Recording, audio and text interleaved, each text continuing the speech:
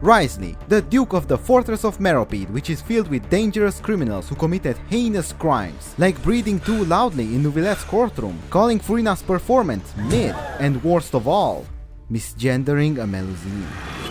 Wriothesley is such a cool character. His design is badass, especially because of the thick body type. He has a surprisingly dark backstory, and his personality doesn't disappoint either. He's a chill, laid-back dude, just trying to do his job, but he's also quite smug and unserious from time to time.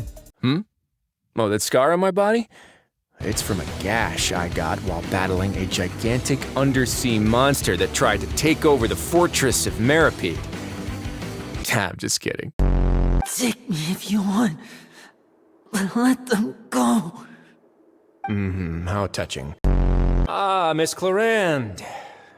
My door. You want to blow up the fortress of Meropide? What a lovely idea.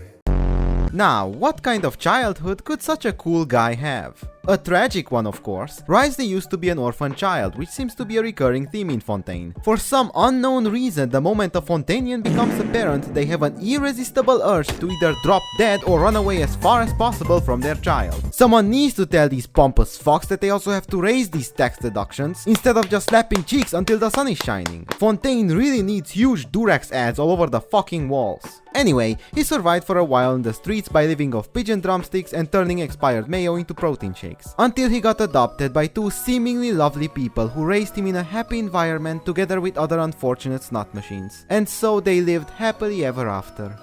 Just kidding, of course, this is Fontaine we're talking about, the region of child trafficking.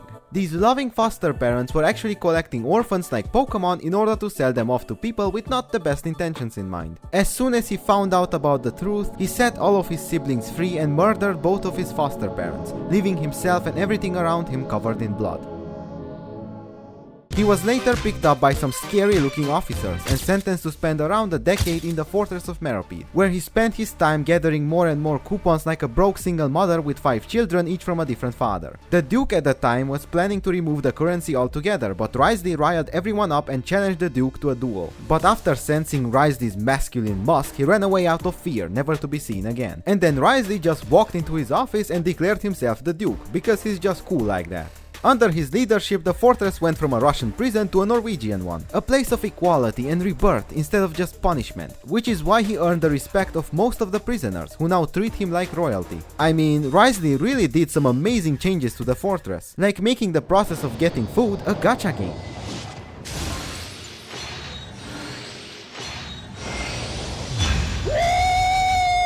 The fortress is such an interesting place because it feels so different from Fontaine. It's almost like a completely different region with its own currency, rules, culture, invasive species, and at the head of all of this is Wriothesley, who can do whatever the hell he wants with little consequences because the court of Fontaine doesn't really have power here. Luckily for the prisoners, he's not evil, but he doesn't consider himself a good person either. So he runs the fortress mostly ethically.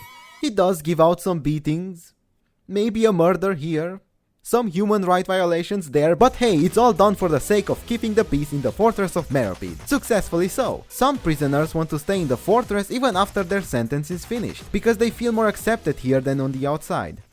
Since the Fortress of Meropide is so different from Fontaine, Wriothesley is the perfect person to manage it because he himself is un-Fontainian. Fontaine's culture is all about spectacle, performances, drama, fancy clothes, celebrities and all that stuff. Basically all of them are attention whores, but Wriothesley is nothing like that. He's living hidden away underground, doesn't care about shiny titles or attention, doesn't try to dress in a way that would make him stand out. He's just a regular man who wants to do his own thing without a care in the world of what others might think of him. Very different from the leader of Fontaine, who is always in the middle of attention, public opinion is very important to him, and he looks as elegant, beautiful and attention-grabbing as one can be.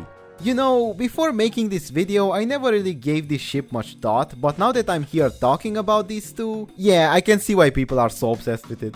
The differences don't even end there, because his whole design is unfontanian. It's not over the top, flashy or attention grabbing. Now I'm not saying he doesn't look good or looks bland, nothing like that, it's actually really cool, but it just doesn't demand attention in a way Neuvillette or Furina's design does. There are no bright colors, it's mostly black. It's not over detailed, not everything is perfectly put in place. He looks a little unkempt and more casual. The uneven dangling coat, whatever is happening here, and that messy hair, which I like so much that I actually stole it to use it on my OC.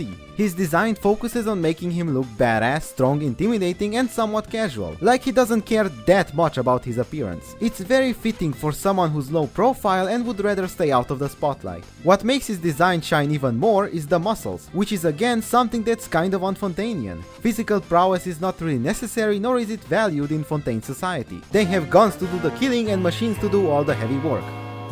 Unlike Natlan's society, where physical prowess is everything, yet all the characters are built like fucking chopsticks. Anyway, lastly, I love the scars and bandages. Not only does it make him look even more badass, but it shows you that hey, this guy had a rough life and gets into fights from time to time. He doesn't just sit around all day drinking tea.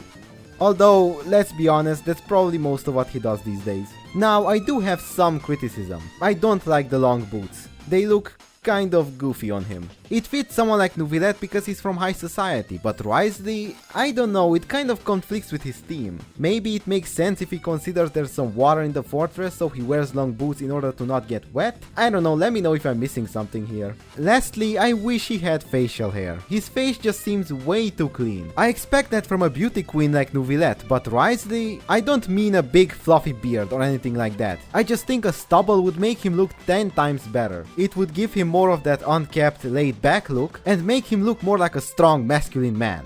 He really reminds me of Vander from Arcane. Fontaine and the Fortress have basically the same dynamic as Piltover and Zaun, which is run by a big buff dude who is trying to keep the peace, is respected by his people, fights with gauntlets and also has wolf elements.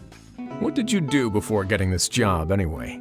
Spend all day swimming in the sea from east to west and then north to south? Yes, and from the surface to the ocean floor on occasion. Wow. Impressive. His playstyle is very straightforward. Punch, punch, punch, punch, punch, but sometimes you get to do a very big punch.